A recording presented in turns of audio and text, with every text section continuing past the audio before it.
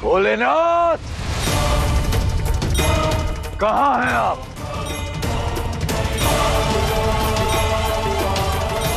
आइए और देखिए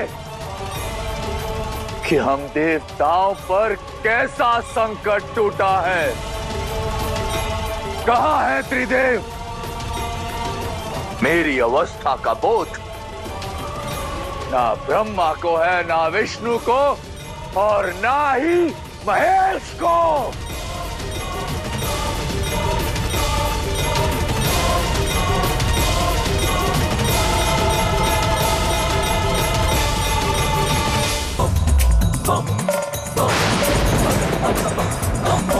वो बालक तुम तक पहुंचा क्योंकि वो भोलेनाथ है, और भोलेनाथ ज्वारासुर तक नहीं पहुंचे, बल्कि स्वयं ज्वारासुर भोलेनाथ के बाल स्वरूप के समीप गए, उन्हें अपने ज्वर के पाश में जकड़े। किंतु अब क्या? ज्वारासुर, अपने साम्राज्य में ही रहो, महादेव तुम तक नहीं पहुंच पाएंगे।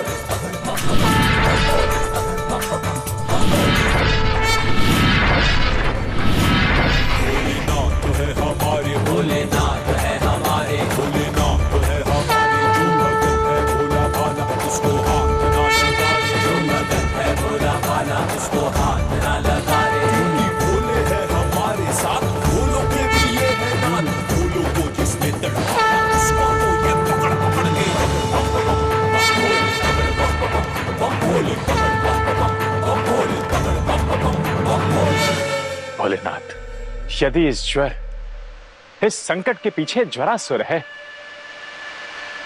तो आप उसका अंत क्यों नहीं कर देते? क्योंकि मैं उस तक पहुंच नहीं पा रहा नारायण। ज्वारासुर केवल एक क्षण के लिए ज्वर बनकर मेरे भीतर अवश्य प्रवेश कर गया, परंतु उसी क्षण बाहर निकल आया। किंतु एक बात निश्चित है नारायण, कि ज्वारासुर कली की छत्र छाया में है, और वहां हमारा जाना वर्जित है नारायण। तो फिर ये परिवर्तन कैसा? इस ज्वर का प्रकोप कैसे कम हुआ? आकाश कैसे स्पष्ट हुआ? क्या ये अंत नहीं है? ये तो केवल आरंभ है देवी। सज्ज हो जाइए, क्योंकि ये भंवर निपटने से पूर्व अत्यंत प्रचंड होगा, प्रचंड होगा, प्रचंड होगा।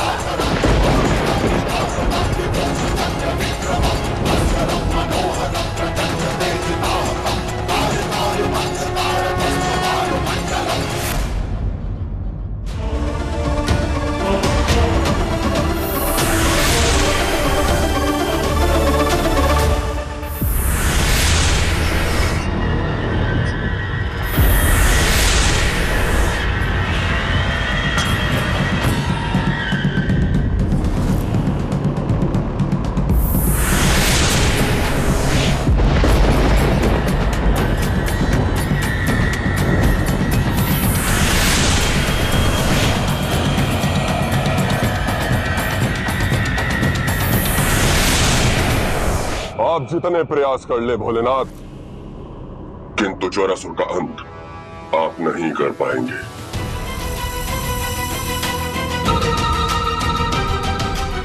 देखते जाइए ज्वारासुर की ज्वाला कैसे भड़कती है।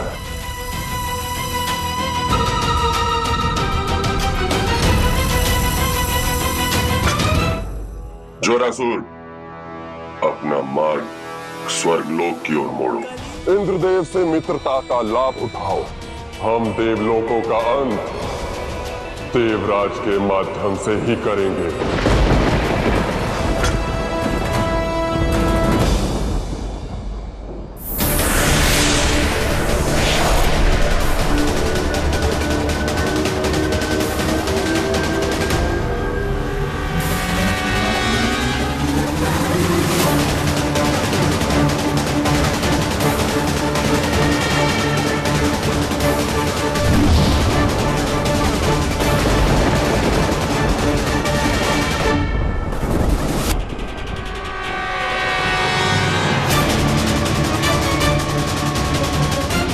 नहीं नहीं,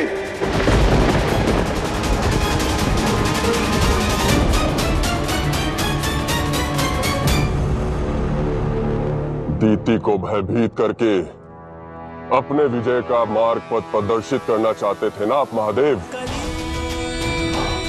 कदाचित भूल गए कि आने वाले युग का नाथ मैं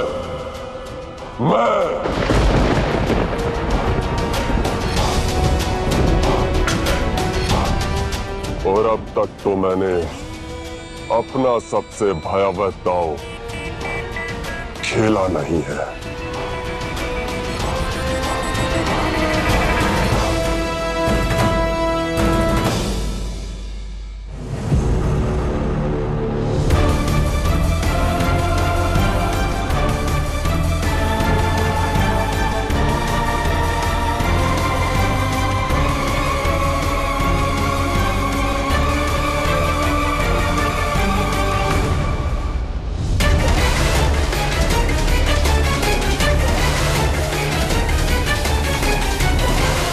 ये मुझे हो क्या रहा है?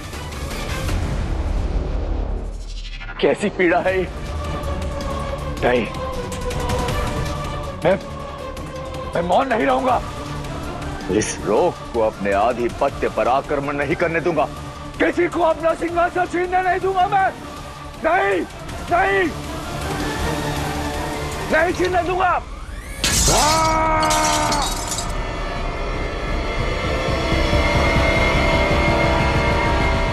स्वामी रुकिए, स्वामी शांत हो जाइए। रोग हुआ है आपको, उपचार की आवश्यकता है। रोग नहीं है ये, षड्यंत्र है ये। मेरे सिंहासन को छीनने का षड्यंत्र। स्वामी इसका भी समाधान निकाल लेंगे, किंतु अभी आपको विश्राम की आवश्यकता है। मुझे आपकी सहायता करने दीजिए। आइए चलिए। मैं उस षड्यंत्रकारी को ढूंढ के रहूंगा, उसे ढूंढ कर ही रहूंगा मैं। स्वामी स्वामी रुकिए।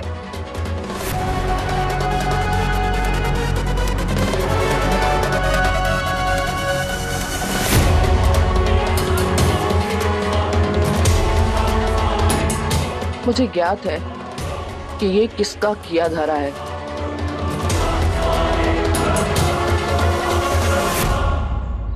महादेव, हम आपकी पीड़ा को कैसे हरें, बताइए। नहीं हो सकता, क्योंकि इस ज्वर को इसके चरम पर पहुंचने से कोई नहीं रोक सकता देवी पार्वती। तो इस चरम का परिणाम क्या होगा? अराजकता। ये ज्वर, इसका विषम प्रभाव प्रकृति पर होगा और संपूर्ण प्रकृति का प्रभाव जनमानस और समाज के मन मस्तिष्क पर। बहता जल सूख जाएगा, मन का दलदल कलकल बहती नदियों को उनसे उनका उद्देश्य छीन लेगा, अस्तित्वहीन कर देगा उन्हें, अर्थहीन हो जाएंगी सब।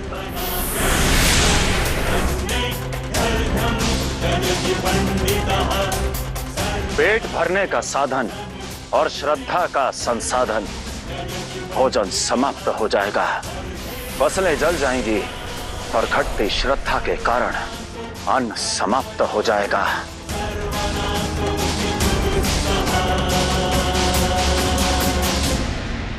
जो आज तक पुष्प और पत्तों से सजे रहे, इस संपूर्ण संस्कृति का आधार बने, सहारा बने, वृक्ष स्वाहा हो जाएंगे।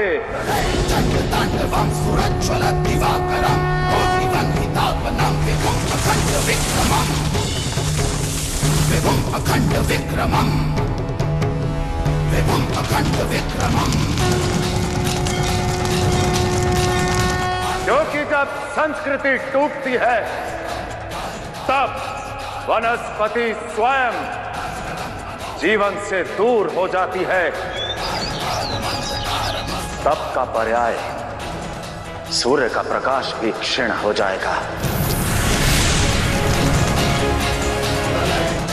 क्योंकि जब मनुष्य अपनी तपस्या भूल जाएगा तब वो सूर्य की अग्नि को भी कम आंकने लगेगा।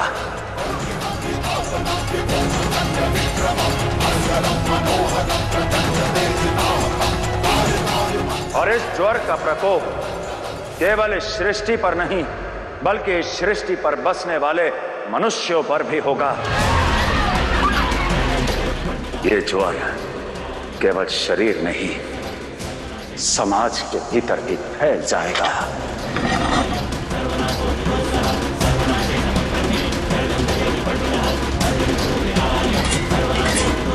शारीरिक घाव तो दिख जाएंगे, ठीक हो जाएंगे, भर जाएंगे,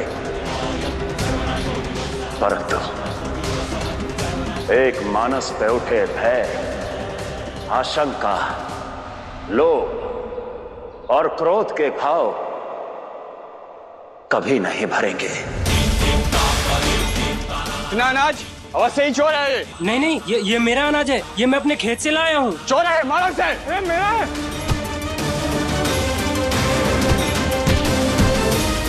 ये मेरा है। नहीं, ये मेरा है। नहीं चोर नहीं। और ऐसे व्यक्ति सदैव अकेले और दुखदायी मृत्यु प्राप्त करेंगे।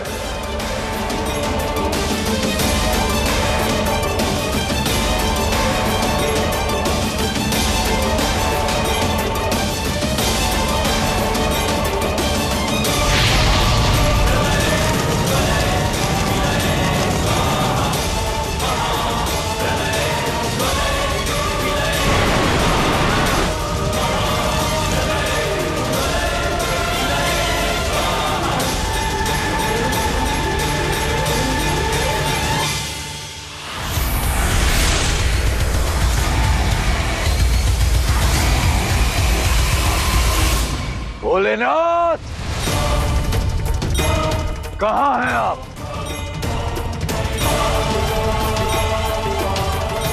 आइए और देखिए कि हम देवताओं पर कैसा संकट टूटा है।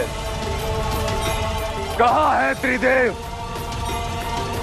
मेरी अवस्था का बोध ना ब्रह्मा को है, ना विष्णु को और ना ही महेश को।